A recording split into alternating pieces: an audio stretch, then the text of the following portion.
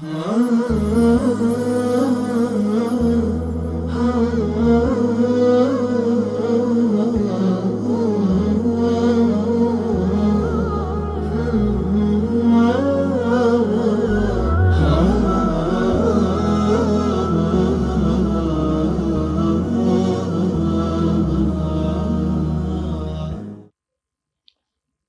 لله رب العالمين، والصلاة والسلام على المبعوث رحمة للعالمين، سيدنا وحبيبنا وقائدنا وقرة عيننا محمد وعلى آله وأصحابه وأتباعه ومن تبعهم بإحسان إلى يوم الدين. اللهم اجعل أعمالنا خالصة لوجهك الكريم من غير سمعة ولا رياء، آمين. خۆشەویستانم، سەرەتا بە خێراتنی هەمولایەک دەکەین بە ناوی ئینستیتوێتی ژیارەوە. داواکارم لە خوای پەروەردگار ئەجر و پاداشی هەمووتان بداتەوە بۆ ئامادەبوونتان لێرەدا. خۆشەویستانم، سەرەتا دەمەوێت دەستخۆشی لە کاک دکتۆر پشتیوان بکەم بۆ ئامادەکردنی ئەم چالاکیە و دەستخۆشی لە خوێندکارانی قۆناغی دووەمی پەیمانگای پێگەیاندنی بانگخوازان بکەم بۆ ئەنجامدانی ئەم چالاکیە. لە دوای پەیدابوونی تووتن و جگەرە و نێرگەلە لە وڵاتە ئیسلامیەکاندا، زانایانی شەرعزان و پزیشکان هەوڵیان داوە کە ڕێگە چارەیەک بدۆزنەوە، و زاناکانمان زانایانی ئیسلام هەوڵیان داوە کە حوکمی کێشانی تووتن جاچدن نێرگەلە بێت یاخود جگەرە بزانن. بۆیە بەردەوام لە خەم و دڵسۆزیان بۆ ئەوەی ئومەتی ئیسلامی و خەڵکی بپارێزن لەم زەرر و زیانانە، بەردەوام بە دوای توێژینەوە بوونا، بە دوای ئەوەدا بوونا کە هەوڵ بدەن حکمەکەی بزانن کە ئایا حکمی کێشانی جگەرە و نێرگەلە چییە. بۆیە ئینستیتوێتی ژیاریش لە سۆنگەی ئەم بەرپرسیارەتیەوە هەستا بە ئامادەکردنی ئەم چالاکیە بۆ ئەوەی کەمێک لەسەر ئەو بابەتە بدوێ، ئەگەر چەند زانیارێکی نوێشە بێ ڕوونی بکاتەوە و مەلحەمێک لەسەر ئەم برینەدا بنێت بۆ ئەوەی چارەسەری ئەم نەخۆشیە بکات. سەرەتای بەرنامەکەمان بە چەند ئاەتێک لە قورئانی پیرۆز لەلایەن مامۆستا موساوە دەست پێ دەکات، با بفەرمێت.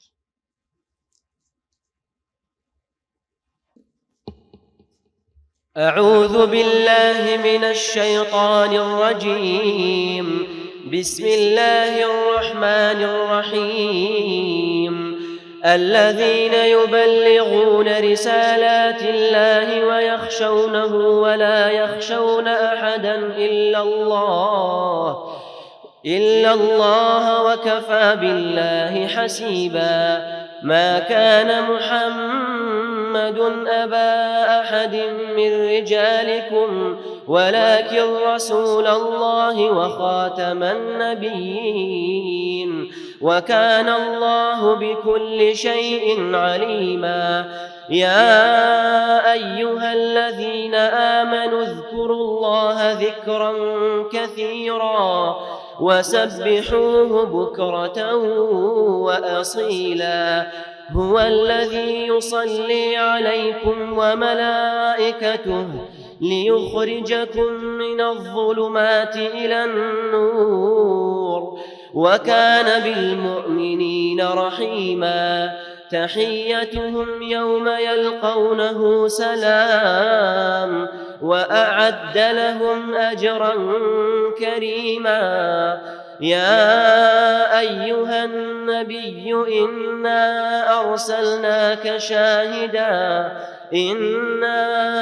أرسلناك شاهدا ومبشرا ونذيرا وداعيا إلى الله بإذنه وسراجا منيرا.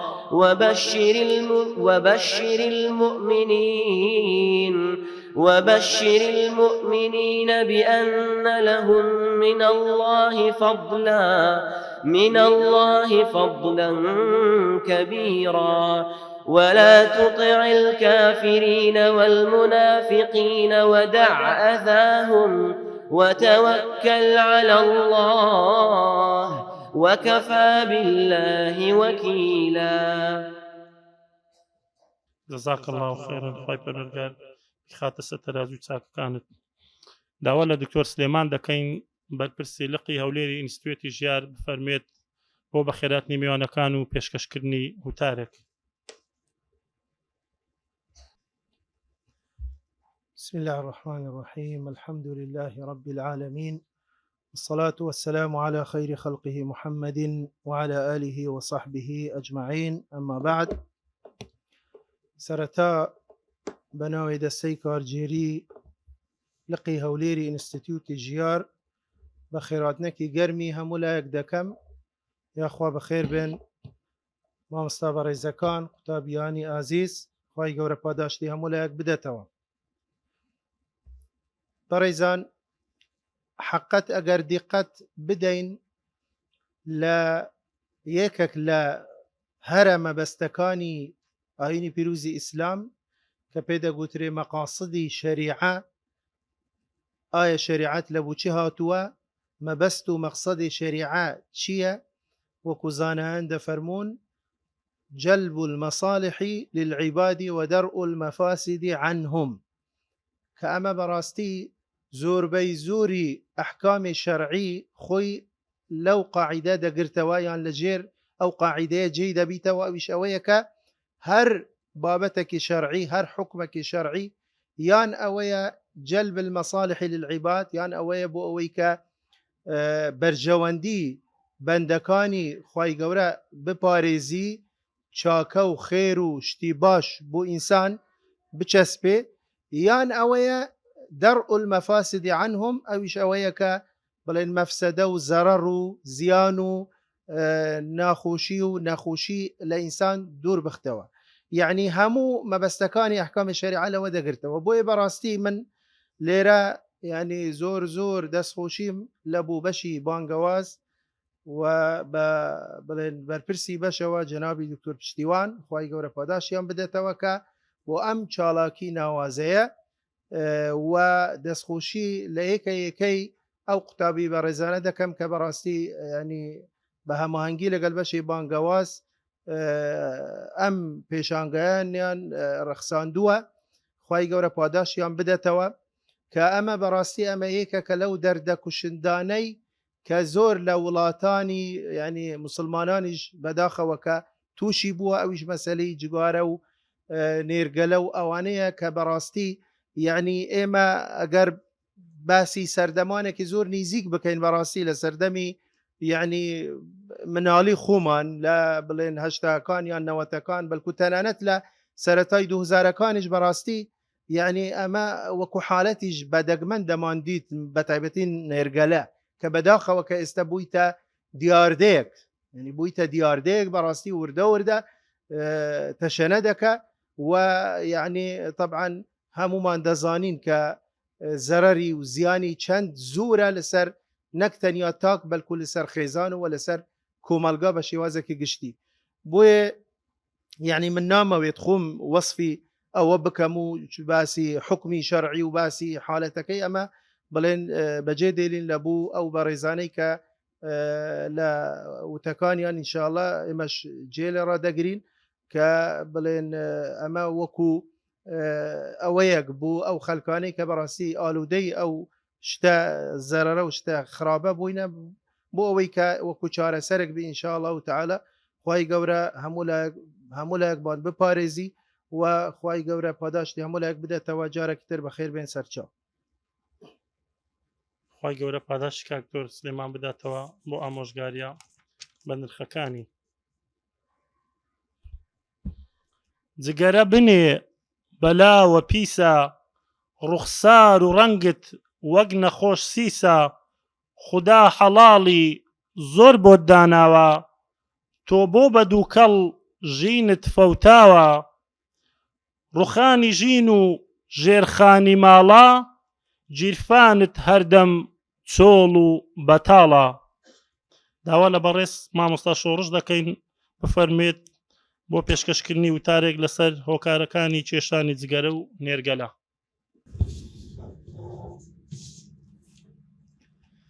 الحمد لله والصلاة والسلام على رسول الله وخاتم النبي محمد صلى الله عليه وسلم ومن والاه أما بعد سرتا بخيراتيني خوشكان و بريان و ئامادەبوانی بەڕێز دەکەین زۆر بەخێربێن سەرسەر و سەرچاوان بەڕێزان لەبەر کورتی ماوە ئەمە دەمانوێت زۆر بە کورتی تیش بخەینە سەر هەندێک لەو هۆکارانی کە خەڵک تووشی جگەرە کێشان دەبن ئەو هۆکارانە زیاتر کە زەق و بەرچاون تەنها ئەوانە باز دەکەین. ئەگەر بین باسی جگەرە کێشان بکەین سەرەتا دەمێنێت خاڵی یەکەم لەوە دەست پێ بکەین لە بێکاری. بێگومان بێکاری دەردێکی کوشندەیە تووشی هەر کۆمەلگایەک دەبێتن. لە کۆمەلگای ئێمەش لە کوردستان دەتوانین بڵێن بێکاری زۆر ڕووی لەو خەڵکە کردووە بە پێی دوایین ئامار 125 خەڵک بێکارە. هۆکاری بێکاری کە لە هۆکارانی کە خەڵک تووشی جگەرە کێشان دەبێتن. کاتێک کە خەڵک دەست بەتار دەبێت تووشی بێئیش دەبێت بێکار دەبێتن دەوێت ئەو کاتێک بۆ شێوەیە پڕ بکاتەوە کە لە جگەرە کێشان بەسەری بباتن. دەتوانم برێم ئەو یەک لە خاڵەکانە خەڵک تووشی جگەرە کێشان دەبێتن. خاڵی دووەم چاولێکردن لاساییکردنەوە. لاساییکردنەوە زۆر جار لە منداڵ ڕوو دەدات. ئەگەر ببینی هەندێک جار منداڵ دەیانوێت لاسایی گەورەکان بکەنەوە لە کۆمەڵێک ڕەوشت و ئاکار. یەکێک لەوانە جگەرەیە. جگەرە زۆر جار دەبینی منداڵێک ئەها قەڵەمێکدارێک بەدەستیەوە دەگرێەوە ئەها فۆشی لێ دەکاتن و تەقلیدی ئەوەی دەکات کە گەورەکان دەیکەن. ئەوەیان هۆکارێکی ترە کە لە منداڵیەوە ڕوو لە جگەرە بکاو بێتە هۆی جگەرە کێشێک. دوای سەبر بە واقعی تووشی جگەرە کێشان دەبێت و دەبێت هۆی ئەوەی کە جگەرە کێشەشی لێ دەربچێتن. دەتوانم برێم یەکێک لە خاڵەکان ئەوەیە. وە خاڵێکی تر کە برێن هەر لە چاولێکەری و لاساییکردنەوە دەبینین ئێستا لە شوێنە گشتیەکان لە زانکۆکان یاخود لە فەرمانەکان خۆم بە چاوی خۆم بینیمە لە زانکۆکان دەبینین ئافرەتانیش ئەوە بێزگەلەوە کە پیاوان زووتر ئەوە لە ناو پیاوان بیرا بووتە دیاردە بەڵام ئێستا لە ناو ئافرەتانیش بووتە دیاردەیە کە جگەرە کێشان ئاسایی بێ کە پێشتر وانە بووە. یعنی خاڵێکی تر چاولێکەری لەلایەن ئافرەتانیش ئێستا کە هەیە بووتە چاولێکەری ئەوانیش ئێستا پیان ئاساییە چاو بکەن لە پیا و چاو بکەن لەوەی کە بە پێشکەوتوو بە سەقافەت بە شتێشتر لێ بە مۆدرن لێشی بدەنەوە کە جگەرە کێشان ئاساییە و نەکرد جگەرشان کۆمەڵشتی تر. بەڵام یەک لەوانە جگەرە کێشان دەتوانم بڵێم یەکێکە لەوەی کە چاو بکەن چاولێکەری بکەن ببێتە هۆی کە بە یەکجاری تووشی جگەرە کێشان بن. گرفتی خێزانی زۆر جار گرفتی خێزانی وا دەکات لە مناڵەکان کە تووشی جگەرە کێشان من لەبەرەوەی کارە پیرۆزەکەی خۆیان لەدەست بدەن دایک و باوکیان لەبەر کێشە و گرفتەکان ئاگال لە منداڵەکانیان نابێت کە پەروەردەیەکی دروست بکەن بۆی منداڵەکانیان بەلاڕێدا دەچن تووشی گرفتی کۆمەڵە گرفت دەبن. یەک لەوانە جگەرە کێشانشە دەتوانم بڵێم یەکێک لە هۆکارەکان گرفتی خێزانیە وا دەکات کەم منداڵ تووشی جگەرە کێشان بی. توشبوون بە گرفتێک ئەو جاریان جیاواز یعنی ڕەنگە خەمێک گرفتێک ئینسانەکە هەیەی چ لە ژیان چ لە پیاو ئەوەش وا دەکا کە تووشی جگەرە شامی وا هەست دەکا بە جگەرە کێشان خەمەکانی دەڕوێنێ خەمەکانی کەم دەبێتەوە. ئەو بۆچوونەی هەیە کەچی لە واقعیشدا وانە هەندێک جار خەم و خەفەتیش دەبێت هۆی ئەوە کە تووشی جگەرە کێشان بە ئینسانەکان. دۆست و برادری خراپ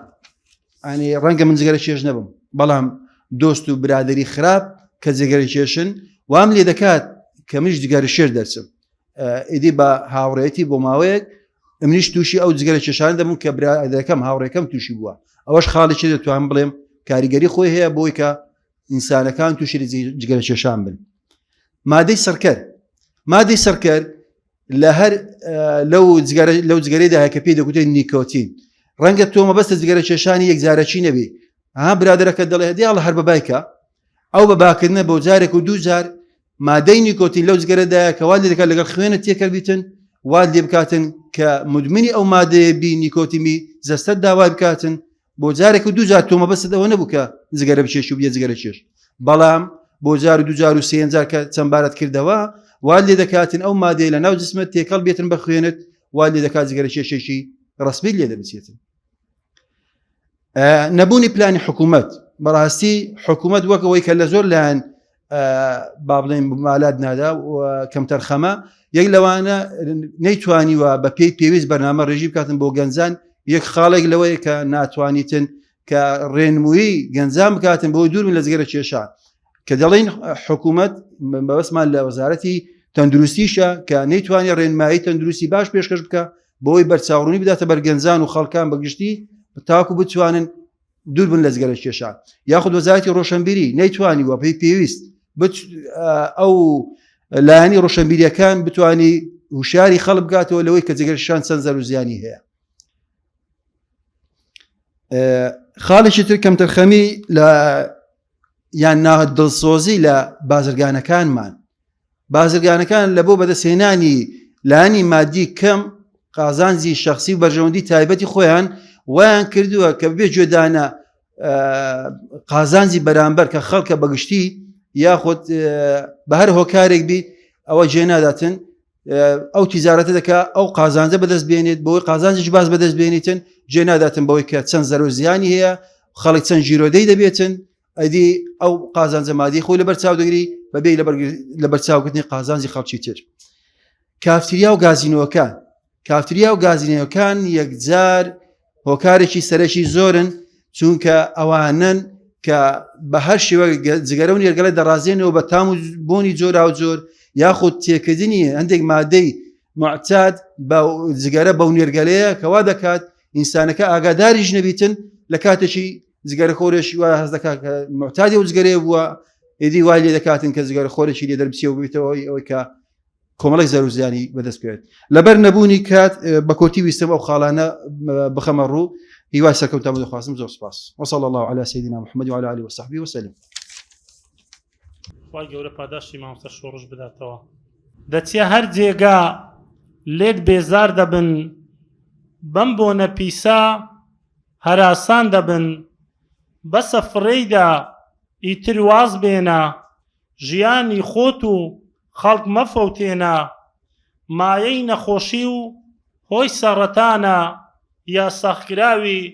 خوای مێهرەبانە. داوا لە بەڕێژ مامۆستا حەسەن دەکەین فەرمێ بۆ پێشکەشکردنی وتارێک لەسەر زیانەکانی جگەرە و نێرگەلە کێشان. بسم الله الرحمن الرحيم الحمد لله رب العالمين والصلاة والسلام على سيدنا وحبيبنا محمد وعلى آله وصحبه وسلم. برز طبعا جگەرە و نێرگەلە بەگشتی زیانی گەلە زۆرە یعنی دەتوانین زیانەکان لە بۆ چەند بەشێک دابەش بکەین زیانی تەندروستی زیانی کۆمەڵایەتی و زیانی مادی و ئابووری. بەڵام ئەوەی کە سەرەتا دەینە سەرێکە زیانەکانی زۆر پێوە دیارە زیانە تەندروستیەکەیە. تاوان جگەرە کێشان دەبێتە هۆی زۆر لە تێکدان و زۆر نەخۆشی زۆر لە زۆربەی کۆئەندامەکانی لەشی ئینسان. یەک لەوانە مەسەن کۆئەندامی لە دەماغ ئەو بابای جگەرە کێشکە ئەو جگەرەی دەچێشتن ئەو نیکۆتینە دەستن لە ڕێگەی خین و دەستن ناو دەماغی ئینجا تأثیری دەکاتن لەسەر زۆر نیشانی لەسەر بەدیار دەداتن زۆر علامە بەدیارداتنی یەک لەوانە تەرکیزی تێک دەچیتن و ئەو ئینسانە تووشی عەسەبیەت و تووشی تووڕەبوون دەبیتن زۆر ئەگەر ملاحەزەی لێ بکەین و ژانەسەر یەک لە دیاردەکانە یەک لە نیشانەکانە کە تووشی کابرای جگەرە کێش دەبیتن و سەرسوڕان و قەلەق و دڵڕاوچێ و ئیضطرابات في النوم یعنی خەوی ئەو ئینسانە خەوەکی ڕێک و ڕاست تەواو نابیتن یعنی خەوەکەی چیان خەوەکەی پچڕ دەبیتن. دووەم خاڵ کە بینە سەر لەسەر زیانەکان لەسەر کۆئەندامی هەناسە کە ئەویان زۆر مباشرە یعنی دەتوم ڕاستەوخۆی زیانەکانی جگەرە لەسەر کۆئەندامی هەناسە لەبەر ئەوەی ئەو دووکەڵە دەستە ناو سیەکان ئینجا لە ڕێی سیەکانەوە شوعایبی هەوایی وا لێ دەکات کە گەورە بیتن وەک برەی گەورەبوونیش پێوە دیار دەبیتن لە پاش ئەوەی کە گەورە دەبیتن اینجا تووشی ئیلتیهاب دەبیتن لە بۆ قۆناغی سێم وای لێ دێتن کە تووشی سەرەتان بیتن تووشی سەرەتانی سیەکان دەبیتن ئەو ئینسانان کە بە زۆری جگەرە دەچێشن. اینجا زیانەکانی لەسەر دڵ و شەڕاین و خوێنبەرەکان ئەوەش یەکێکەیە هەر کاتێکە ئەو ئینسانی گەجگەرە دەچێشیتن دەمارەکانی خوێنی والی دێتن کە تەسک دەبتەوە ئینجا کە تەسک بۆەوە خوێن بە شێوازێکی ینی بەزەخت لە ناو دەمارەکان هاتوچۆی دەکاتن ئینجا وای لێ دەکاتن کە تووشی چ بیتن تووشی زەختی خوێن دەبیتن پاڵاپەستۆی خوێن دەبیتن ئەو ئینسانە لە دووەزاردا تووشی جەڵتا دەبیت یان تووشی جەڵتەی دەماغ دەبیتن. زیانەکانی لەسەر کۆئەندامی هەرس ئینجام کۆئەندامی هەرزیش بە هەمان شێوە تووشی ئەو ئینسانی کە جگەرە شێشە تووشی سەرەتانی قورگ و ئینجا پودوەکان و پەنکریاس و مەری و ئەو سەرەتان دەبی. ینی بەڕاستی دەتوانم پێتان برێم خزمەشی خۆم یەک لەوانە بوو کە جگەرەشێشی زۆر بەقووەت بوو تووشی سەرەتانێک بوو لە قوڕخڕاگەی لە ماوەش چەند مانگێکدا ئەوەندی عیلاج و دکتۆر ئەوە وەفاتی پێکرد. یعنی یەک لە هۆکارەکان ئەمنواتێ دەگەم ئەو ئینسان لەبەر ئەو جگەرەشێشی زۆر بوو تەئسیری لێکرد. ئەوە زیانەکان لەسەر زیانەکانی تەندروستی لە ڕووی تەندروستیەوە. اینجا بینە سەر زیانەکانی ئابووری. بەڕاستی لە زیانەکانی ئابووریش گەلە زۆرن. یەک لەوانە مەسەلەن ئەتوو حسابی ئەوەی بکە ئەگەر ڕۆژانە پاکەتیش بە 1000 دیناری بکڕی بیکێشی بیسووتێنی ینی مانجێ دەکات چەند؟ مانجێ دەکات 30,000 دینار. ساڵێ دەکات چەند؟ دەکات 360,000 دینار. ئەدی ئەگەر کابرا 10 ساڵ جگەرە شێش دەکات 3,600,000 دینار. مەبلەغێکی زۆرە هەر لە بەلاش ئەتوو دەیسووتێنی. یعنی ئاقڵاتی نییە ژیراتی نییە. ئەگەر یەکێک بێتن ساڵێ 360,000 دینار بینی و سەرخەش لێ داتن ئاگری تێبەرداتن لۆهەیە خەڵک دەن هەموو شێتە ئەوە تێک چووە. ئەگە پارەکە کاغەزەکەی بسووتێنی بەڵام ئەدی غێر مباشر ئەتوو ئەو پارەی خۆت دەسووتێنی بە بەلاش ئەو زیانە مادەی لە خۆت دەدەی. ئەگەر لە ماڵومداری خۆ سەرفکەی ئەگەر لە پرۆژەشی خەیری سەرفیکەی ئەگەر لە شتێکی باش سەرفیکەی یعنی جێژ زۆر باشتر دەگەیتن. بەڕاستی ئینجا زیانی کۆمەڵایەتی ئەو کەسی کە جگەرە شێشە هەر زیان بەخۆی ناگەینی بەڵکو زیان بە دەوروبەرەکەی خۆی دەگەینیتن. ئەتوو لە دائیرەکەی خۆت زار و ئەمە دانیشتینە داری خۆمان کامرات دێتن جگەرەش دەشێشتن ئەو دووکەڵەی لە تو بەرداتە هیچ حسابی ناکاتن. اینجا لە فەرمانگەکان لە مەکتەبەکان و ینی بەڕاستی هەندێک مەکتەب عەمەل هەیە ئەمن چوومە کە دەچێ ژۆرێ لەبەر بۆ جگەرەی ناحەبێەوە بۆنەکەی ئەوەندە زۆرە ئەو خەڵکەی لێوێندە نازم کو تەحمل دەکاتن. ینی بەڕاستی ئەوەی کە جگەرە شێش نەبیتن هەست پێ دەکات هەر لە دەرگەی کە دەستە ژۆرێ. اینجا ئیحسائیش لە منظمەی صحیح عالەمی کە باس دەکاتن دەرێت لە قەرنی 20 لە سەدەی 20م 100 ملیۆن کەس بەهۆی جگارە وفاتیان کردیە. یعنی ساڵانە زیاتر لە 5 ملیۆن کەس بەهۆی جگەرەوە یان بەهۆی نەرگەلەوە ئەو کێشانی ئەو شتە زیان بەخشانە جان لە دەست دەدەن. ئەوە کورتێک بوو لەسەر زیانەکانی جگارە. وصلى الله على سيدنا محمد وعلى آله وصحبه وسلم. شەیما ناوێکی خوازراوە کچێکی تەمەن 22 ساڵی لە یەکێک لە زانکۆکانی کوردستان دەڵێت من بەهۆی دوو هاوڕێمەوە لە بەشە ناوخۆیەکان فێری کێشانی جگەرە بووم. دوای ئەوەی هاوڕێیەکم باسی تام و لەزەتی جگەرە کێشانی بۆ کردم لە دوای ئەوە فێری کێشانی جگەرە بووم لەگەڵ هاوڕێیەکی ترم تا ئێستاش بەدەست ئازارەکانی کێشانی جگەرەوە دەناڵێنێت. داواکارین لە مامۆستا نادیا بفەرموێت بۆ پێشکەشکردنی کورتە وتارێک لەسەر دیاردەی جگەرە کێشان لای ئافرەتان. بسم الله الرحمن الرحيم. الحمد لله رب العالمين والصلاة والسلام على أشرف المرسلين محمد صلى الله عليه وسلم. بخير هاتني میوانە بەڕێزەکان دەکەین بۆ ئامادەبوونیان. بەڕێزان هەمومان دەزانین کە دیاردەیەکی زۆر ناشیرن لە ناو کۆمەڵگەکەمان بڵاو بوویتەوە. ئەویش کێشانی جگەرە و نێرگەلەیە. نێرگەلە کێشانە بە تایبەتی لە ناو ئافرەتانمان. لە کافتریا و سەیرانگا و پارک و شوێنە گشتیەکان بڵابوویتەوە بۆ مۆدیلێکی ئاسایی ناو ئافرەتان. بەڕاستی بەڕێزان دیاردەیەکی زۆر ناشیرن و قێزەوەنە و زۆر بۆنی ناخۆش و بێزارکەرە بۆ دەوروبەر و حتا ئەو حرەکەی کە بە دەست دەیکات زۆر کارێکی ناشیرن و نەشیاوە. لە کاتی جگەرە کێشان زۆر ناشیرنە. نەمانی هەموو دەستوری دەوروبەری وڵاتانە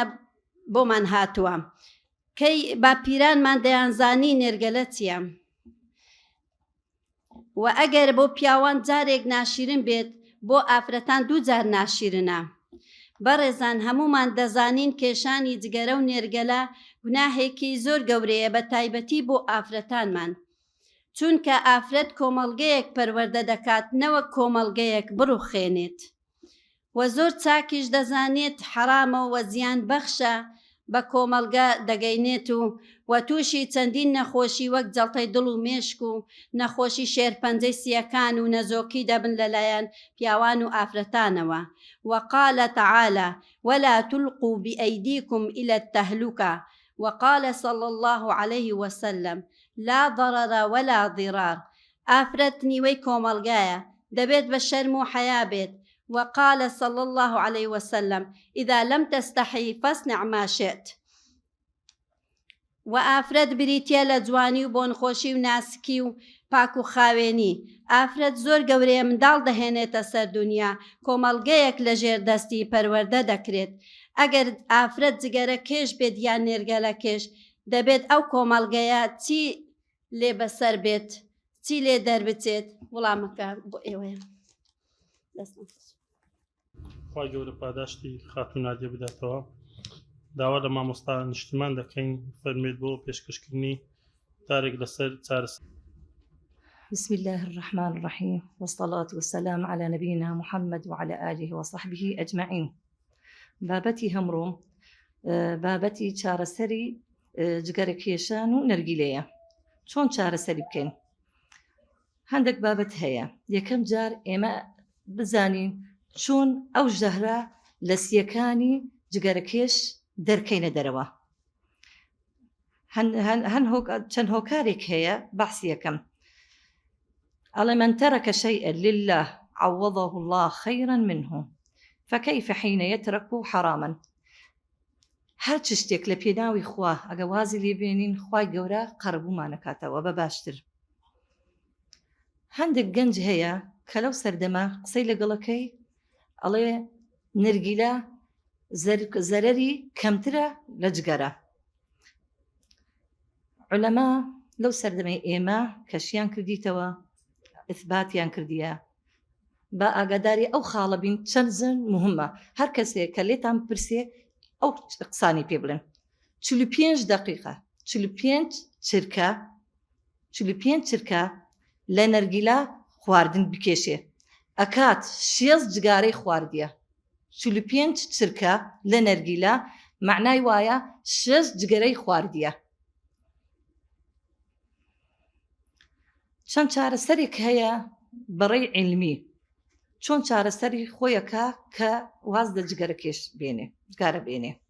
ئەوش پێڵێن سیگارە ئەلیکترۆنیە جگەرەی ئەلیکترۆنی لەسقەت نیکۆتین لەزگەیە ئەکەنە سەر پێستەی کە چارەسەریەکە دەرزی هەیە لەژێر پێستە ئەدرێ کە ئەوش چارەسەرە لەگەڵ حەب هەیە ئەو حەبانە کە بین ئێستا ئێمە تەماشای پاکێتەکەی بکەن غیلافی نووسرایە دا ئەگە بزانین ئەو 23 کە معلوماتی عام بەحسی بکەم سیەکە معنای بۆ ئەو کەسانەیە چۆن چارەسەر خۆیانەکەن کە ڕۆژانە سێ پاکێتە خۆن سێ پاکێت 20ەکەش بۆ ئەو کەسانەیە کە دوو پاکێت یا پاکێت و نیوە خۆن دەیەکەش دۆزی دەکە معنای وایە بۆ ئەو کەسانەیە کە 8 جگەرە 9 جگەرە ڕۆژانە ئەخۆن بەس ئەو خاڵە نایکەینە شتێ تەثبیت ئەبێ لە دکتۆر بپرسین چەند چارەسەرێک هەیە بە طب البەدیل طب البەدیل خۆتان نەزانن ئێستا یعنی چۆن بڵێ انتشاری واسع لە هەموو لایەک یەکەم جار طب الأعشاب طب الأعشاب طبێک زۆر مهمە بەس ئێمە نابێ هەر کەسێک بێ بڵێ وەڵاهی ئەمن چارەسەر خۆمەکەم نە هەر نەخۆشی جگەرە هەموو نەخۆشیێک نەخێت بەڕاستی طب الأعشاب زۆر گرنگە ئەبێ هەموو کەسێ ئەو مەجالە نەچێتە ناویە لێ بپرسێ علاجی لێ وەرگێ نەخێت ئەبێ ئەو کەسە معلوماتی هەبێ شارەزا بێ ئەمن تقریبا 30 ساڵە لەو طب البەدیلەمە بە تایبەت طب الأعشابە حتى ئێستا ناتوانم بە نەخۆشێک بڵێم فلان شت و فلان شتکە بۆ لەبەرەوە بەڕاستی چەند چارەسەر یەکەم زەرمەندش ئەبێ مقابلم خۆ من نامەوێ بیکوژمەمێ چارەسەری بکەم ئەو شیەکەی لەو خاڵانە کە چییە بە ئەعشاب هەمومان ئەزانین ناوی یانسوونی نەجمی نازانم بەڕێزان دیتانە ئەوە شکلێتی یانسوونی نەجمی بەو شێوەیە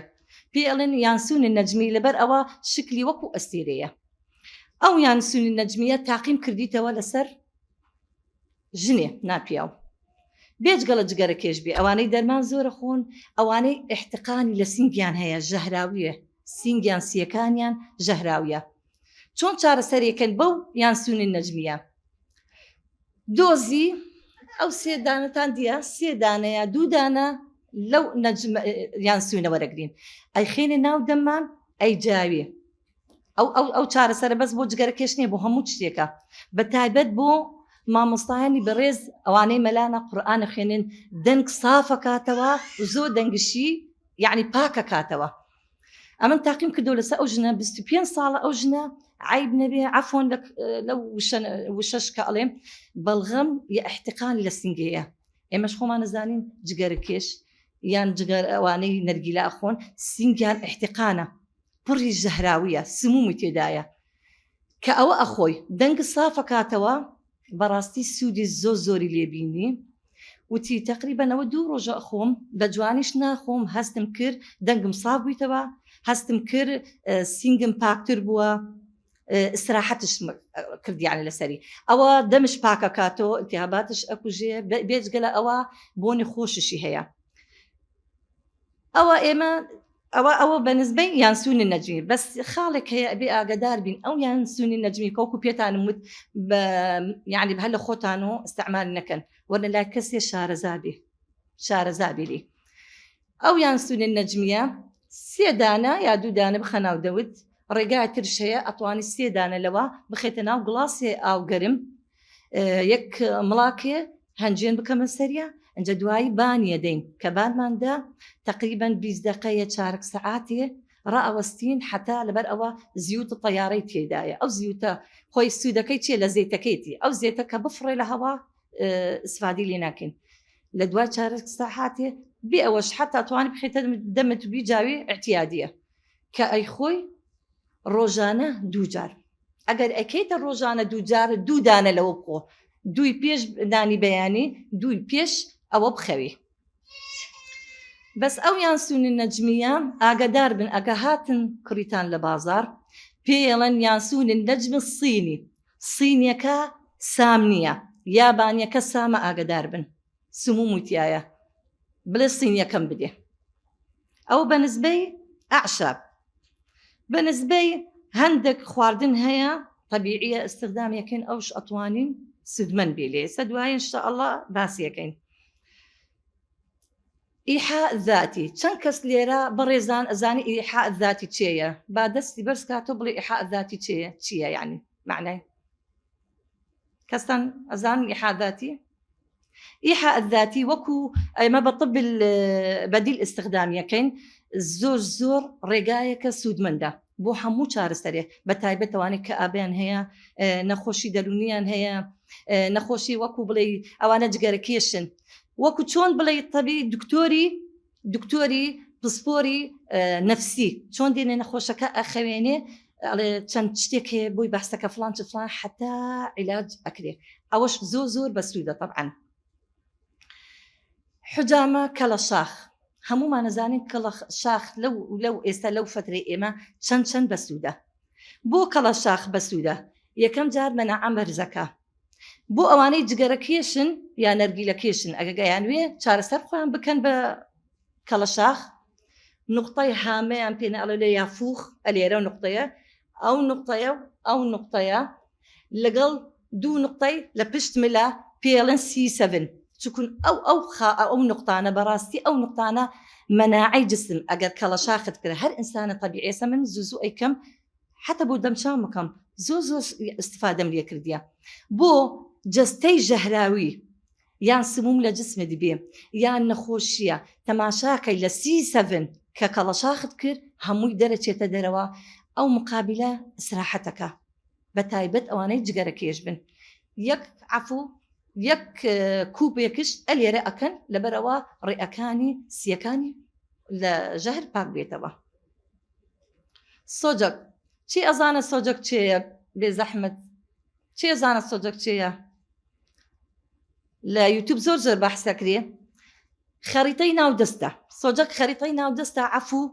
یان ژێر پێیە یان لە هەر جەستەیەک حتا چاوە ئێستا مەدراسەیەکمان کردیە لەسەر چاو ئەزانی نەخۆشی دەرکەین لە ناو لە دەست ناو دەستە چەند نقطەیەک هەیە کە تەحفیزیەکەی بە قەلەمێ تایبەتمان هەیە کە دەستی لێدەی نقطە لەو شۆنە تەدلیکی پێ ئەڵێن چارەسەری جگەرەکێشەکە. یا تحرير التدخين بواسطة الإبر الصينية درزي آجنة أوش چارە سەرێکن جگەرەکێش چەند خواردنێکمان هەیە لە هەموو ماڵێک هەیە زۆرش یعنی بڵێ هەیە شیر پەنێرە ئەو چتانێ بەس ئێمە دێنە سەر ڕێگای ئاسانەکە ئاسان چییە یەک پەرداخ شیر پێش ئەوە جگەرە بکێشە بڵێ پێشەوە جگەرەکە بکێشە یەک پەرداخ شیر بخۆ کە پەرداخ شیرەکەی خوارد هەستەکە ناو دەوی تاڵە بێ جگەرەکەی لە پێش چاوەکە بێ ئەوە یەکی لەو خاڵانەیە. دووەم جار ئەو خواردنانەی کە زۆر سوودمەندە بۆ جەستەی جگەرەکێش چییە پورتەقاڵە لەیمون ترێ سێو تووتل بەڕی تەماتە پیاز کێوی جەوافە لەهانە یعنی کەلەم معدەنوس ئەوانە زۆر سوودمەندە چی ئەزانە لە ئێوە بۆ ئەو خواردانە سوودمەندن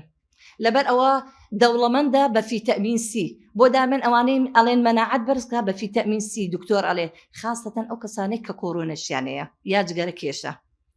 ئاو وەرزش طریقەت ڕێگایکێ پێڵەن تەنەفوس شەهیق و زەفیر ئەوە ئێستا حتا زۆر یعنی ئیسفادەی لەکەن هەوای هەڵمەژێ هەوای دەرەکە لەگەڵ سواکش لەبەرەوە میکرۆباتی دەم ئەکوژێ دەو ناو دەو پاکە کاتەوە هەنە چەرەزات هەیە لۆز و فستق و گاجۆ ئەوانش لەبەرەوە دەوڵەبەنن بە پرۆتینات.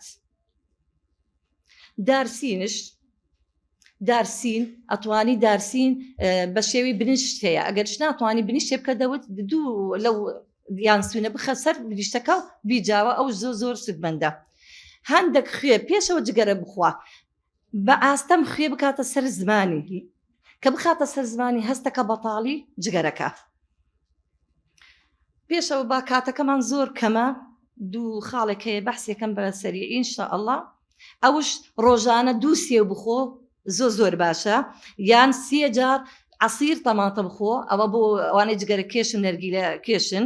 زۆر باشە بە سوودە جەرجیر هەمووان نزانن سەوزەی جەرجیر چییە.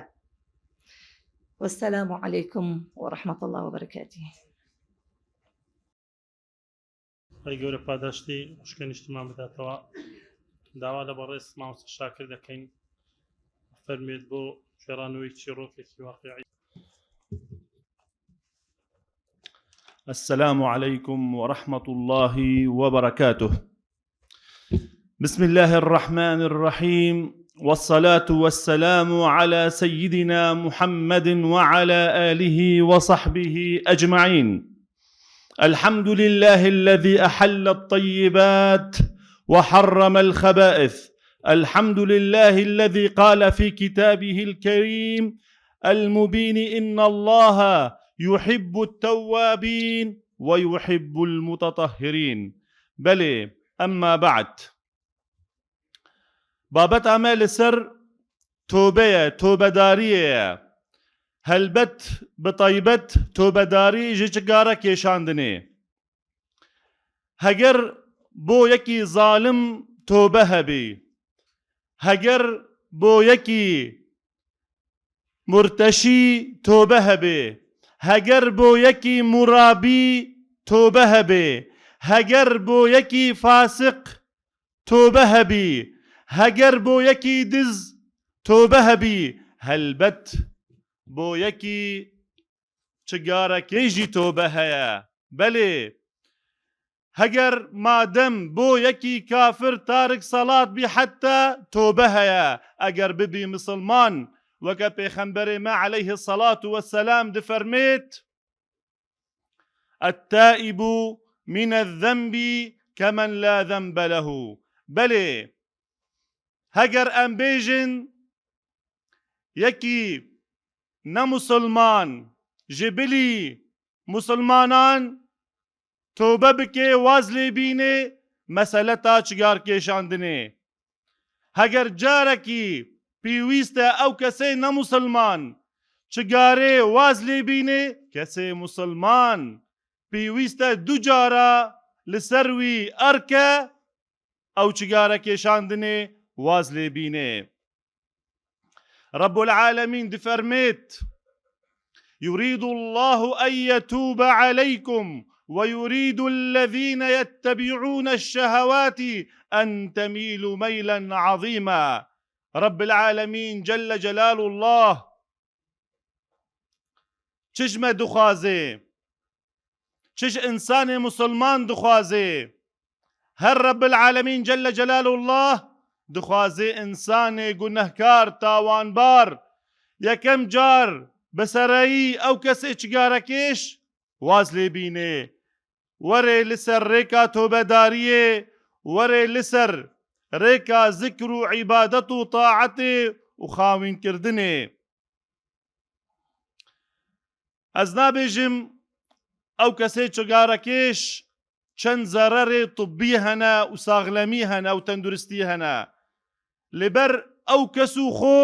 دزانێ لە من زیاتر چەند زەرەر هاتنە تەسبیتکردن لە ڕێکێ عولەما و زانیارێ طبیدا لێگەلۆ هەگەر چەند بالگەهێ زیاتر لەسەر زەرەرێ طبی هەبن و چەند بالگەهێ زیاتر لەسەر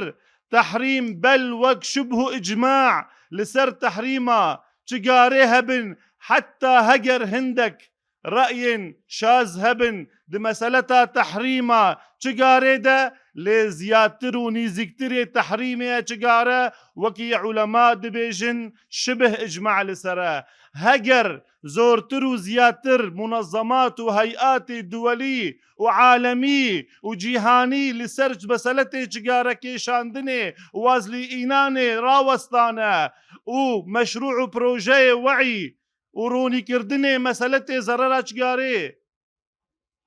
درست كردنه وچند اتفاقي هر كسكي زانيار بمجي سروي دنياي دزانن مسألة چگاره زرر تثبيت كريا قالوا حتى إيستا أو كسي چگاره كيش لو تو راوستاي بيتوبة لو حتى إيستا تو چگاره دكيشي ما دم تو مسلماني زوربي مانع تو هنا تو چگاره لو وزبيني هگر إنسان مگو نمسلمان جاركي لبيني هگر تو مسلماني هندك بالگه هنا والله إنسان مسلمان در باز دكن جي درو برو سينور دنياي أوي دبن لسر سينور آخرته معاني ومفاهيم الثواب والعقاب لكن كي هنا لكن إنسان مسلمان هنا مفاهيم معاني تبذير وإسراف لكن أو كسينا مسلمان نيا لي برامبر لكل أو كسي مسلمان هنا بلي هجر اسلامتيا ما حزلي نيا كسكي مسلمان وري بندستو بندواري چگاره بي ويك ويدمي ويك كاتيدا بندوارو مستسلم بي ومنقاد بي جي اوامرو ونهيا خواي جورره من تاب صادقا في توبته تاب الله عليه بلي توبه بك اي قلي براي مسلمان هجر بياوي هجر آفرتي واتق الله في نفسك ومالك وولدك او كاتي تو قدن دكي از دبيجم مالك تتزاني دمال دا اسراف هيا او كاتي ام دبيجن في نفسك تو دزاني ضرر هيا لێ ئەو کاتێ ئەم دەبێژن في ولدك اتق الله في ذريتك اتق الله في نسلك ئەتۆ خۆ پرسیار دکێ لماذا التقوى كيف أتقي الله لأجل سيجارة في ولدي بلي يك برادر هيا چگارەکێش بوو ئەو چیرۆکە خۆ سەروشتی خۆ پێشکەش دکرد دگوت ئەمن چگارەکێش بووم 20 ساڵە حتا جارێکی ژجارە ئەمن ددانیشم لە مالێ مێزۆک من هەبوو من دەهاتم ددانیشم بەرانبەری تلڤیزیۆنێ هەر جارێکی ڕۆژانە نیو سەعەت 1 سەعەت ئەو بەتایبەت دانیشتنێم بوو ڕۆژێک 2 3 4 ڕۆژێکی ژوا ڕۆژە ئەمن دانیشت بووم چگارە ناو دەستێمە بوو و هەر من دووکەڵێ چگارێ دکێشان دسۆتان لێ هەوای لا ددا تەماشا کرد کوڕێکی من 6 ساڵێ خۆ تەواو نەکرد بوو هاتە لکەن من دانیشت لەسەر کوشتنەکی عین وەچی من دانیشت عین وەچی من تمشا کرد عین وەچی من دارێک لە دەستێ بوو هاتی ئەو دارەکەی دکشاند وەکی چغارێ و دووکەڵەی چگارێ لا ددا لە هەوایێ ئەو کاتێ ئەو برادەرێ گیان دەبێژێ کاتی من تمشا کرد کوڕێ خۆ چەند ینی ئەمن دڵخەم بووم لۆ بۆ ئەو کوڕە تمشایەکی دکە تمشایە بابێ خۆ دکە تمشایەکی دیناکە تمشایە بابێ خۆ دکە کو وێ چگارێ دکێشێنێ ئەو گونە ئەو ئیسراف ئەو زەرەرە وێ چگارێ هاتی تەسبیتکردن کو ئەو کوڕەکەی وەچی وی بابی بێ سبە گەورە دبی دبێژێ ئەمیژی وەکە بابێ خۆمە ئەو برادەر دبێژێ واللهی لوی مووقفەکەی مگۆتی خلاص تەواو حتا ئیستا و تەواو ئەمن چگارە واز لێتینم بەس ئەوە نەکافیە هەگەر تو قەرار و بریارێ بدێ چگارێ واز بینی 1 دقە 1 سەعەت نییە ئەوە چگارەکێش حەز لێ هەبێتەوە بە بکێ واز لێ بینێ دەوێ ئەو ئینسان دوعا بکێ التیجا بکێ یا تەوەکل بکێ سەر ڕەبێ عزەت و جەلالەت و قودرەتێ ئەو کەس وەرێ تەوەکولا خۆ سەر ڕەب العالەمین 2 ڕەکعەت نوێژ بکێ دوعا بکێ یا ڕەبی تو ببێ معین ئەز وێ چگارێ ئەز واز لێ بینم جبەر معنەك جوا معانیێ لا حول ولا قوة إلا بالله العلي العظيم أي لا حول عن معصية ولا قوة على طاعة إلا بالله العلي العظيم دفي إنسان توكلاوي سر ربي عزته بجل جلال الله فبشر عبادي الذين يستمعون القول ويتبعون أحسنه والسلام عليكم ورحمة الله وبركاته گەورە پاداشتی مامۆستا شاکر بداتەوە داوا لە بەڕێز دکتۆر پشتوان دەکەین بفەرمێ بۆ پێشکەشکردنی وتەی کۆتایی السلام عليكم ورحمة الله وبركاته يا أخوة بخير بين سر چاوان كاتمان قردن بريزان طبعا أوي كلام قاعية قمان مانوايا كسي جغارة ناخوا بس إما بيامك مان بيه بو أو كساني كوا جغارة دخون يان نرجيلة دخون أصلي أم فكرة وبيروكيا دیارە ئێمە ینی لە بەشی بانگەواز بیرۆکەیەکی وامان کردەوە ئیتر لەگەڵەوە بەڕێزانی کە لە قۆناغی دوون ئەو خوێندکاران و مامۆستایانە وتمان باش شتێکی ئاوا بکەین پەیامێک بنێرین بۆ کۆمەڵگا پەیامێک بنێرین بۆ ئەوانی کەوا گیرۆدە و نەخۆشی جگەرە کێشان و نەرگێلە کێشانیان هەیە بەشکم خوای پەروەردگار ئەم جۆرە کارانە بکاتە هۆکارێک واز لە ئەو نەخۆشیە و ئەو سەرەتانە بێن کەوا لەسەر پاکەتەکانیش نووسراوە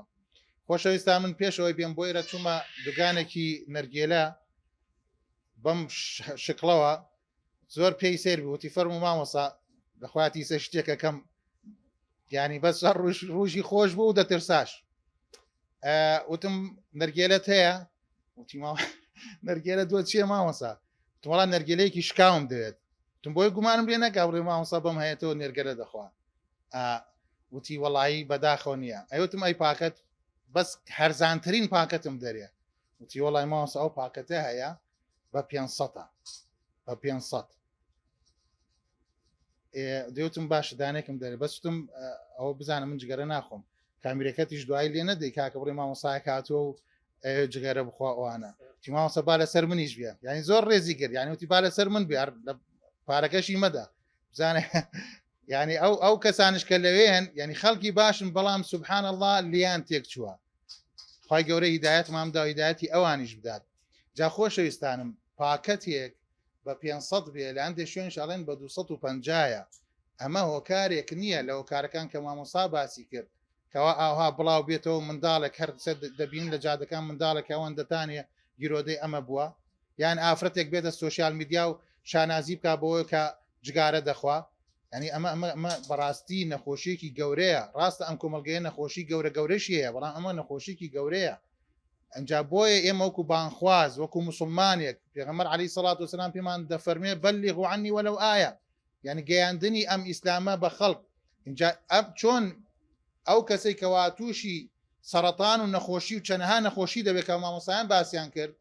پێویستیان دوایی بە کێیە بە پزیشکە بە تەبیب ئەوانە بە دکتۆرە ئەبێ ئێمەش دکتۆرێکی تر بین لەو کۆمەلگا پێشەوەی بگاتە ئەو دکتۆرە ئەبێ ئێمە چارەسەری بکەین ئەویش ئەوەتانێکەوە بیگەڕێنەوە بۆ سەر ڕێگە ڕاستەکە بیگەڕێنەوە بۆەوەی کەوا بڕێی خوا بگرێت و بترسێت یعنی ئەوەی کەواسە باس کرا لە زیانەکان و ئەسبابەکان و اینجا یعنی حتا حکومەکانیش کەوا باس کرا یعنی ئەمە ئیتر لە پەیوەندی بە هەر پێنج مەبەستەکەیە کە مەقاصدی شەریعی پێوترێ حفظ الدین حفظ العقل حفظ المال حفظ العرض حفظ يعني مال ئەم پێنجتە ئەمە لەگەڵ هەر پێنجیان ڕەبتی هەیە بەڕاستی ئەوەی کەەوە بخوا ئەوە لە دینەکەی نەقسی هەیە ئەوە بخوا عقلی تێکە چییە ئەوە بخوات پارەکەی دەسووتێت ئەوە بخوا حتا تەسیر لە مەسلەی جینیات و ینی ئەوەی کە مناڵبوون و ئەو شتانەش دەکات باشە یعنی ئەمە هیتر مادام یەکێ بزانێکەوە ئەمە زەرەری زیانی هەیە لە ڕووی شەرعەکەشەوە علەما یعنی هەر چوار مەزهەبەکە بڕۆ سێر علەمایان بکە بزانە ئەڵێنکەوە ئەم جگەرە کێشانە چییە ئەم تبغ و ئەم تبن و ئەمانەکەشی چییە یعنی حرامە باشە مامۆستایان ئەگەر کابرا بە نیعمەتی بزانە یعنی سەوەی کە تەماشا جگەرە کێش بکە یەکەم جار چی لێکە یعنی خۆی خوب ناڵێ کە بیخوات ئەڵێ بڵێ ئەڵێ بسم الله ئێمە شتێک فێر کراوین ینی لە شتێک بخۆین ئەڵێ بسم الله ئەڵێ بسم الله ناڵێ بسم الله وانە ئینجا دوای ئەوە ئەگەر بیشی کوژێن تویشتی ئەگەر نیعمەتێک بێ چۆنی خاتە ژێر پێی و دوای ئیشکێنێت ئەگەر نیعمەتێکە اینجا دوایت خوا یعنی هەندێک جار یعنی ئەوەندە و یعنی عقلیان بزانە نزم بووە ئەڕۆن لەکوێی خۆن لە شوێنە پیسەکان دەیخۆنەوە ئەگەر نیعمەتێکە تخواڕە لە ئاودەسابی خواتەوە ینی بەڕاستی نازانم چۆن بیرەکەنەوە نەخۆشن ئەوانە ئێمەش با ببینە تەبیب مامۆستایان بیرۆکە کە هەر ئەوەندە بوو شتەکەش حەزمان نەکرد ینی زۆر خەڵکی تریش داوەتکەنە حەزمان کرۆکو شتێکی تەطبیقی بێ لەگەڵ ئەو مامۆستا بەڕێزانە وەکو قۆناغی دووەمی پێگەاندنی بانخوازان شتێکی ئاوا دروستکرد اینجا بۆیە ئێمە ئەو پەیامە دەنێرین کە بۆ ئەو کەسانی کە واجگەرە دەخۆن ڕۆشنەڵم دوای بڵێ مامۆستا شتێکی دەکەن ئاوای لێ دەکەین و دەیشکێنین بۆ ئەوەی تر ئەو شتەش ئەو 500ش پەیناکە باڵات مختارشی بۆ دەخۆڕای 500 شتێکیش پێکە بەس ئاوا دەیشکێنین و دەکەینە ناو زیبالەوە ئاواتێن ئەوانەیەکەوە چارە دەخۆن ئاوا خۆیدەن حەزمەکرد لێرگێنەکەش وایە ماشکانایە و فڕەماندایە ناو زیبالەوە بۆ ئەوەی ببێتە ئینشاءڵڵا پەیامێک بۆ ئەوانە دەستان خۆش بێ و لە کۆتاییشە دەستخۆشی لە مامۆستایان دەکەم لەو برانەی گشتی کەوا بەشداریان کردەوە ئەو قاعەشیان ئاوا هەر بە یعنی تقریبا نیم ساعتێک ماشاءڵڵا ڕازاندەوە ئەوش وەکو پێشانگایە کە تەماشا بکەن دوایی دەستان خۆش بێ و وصلى الله وسلم على نبينا محمد السلام عليكم ورحمة الله وبركاته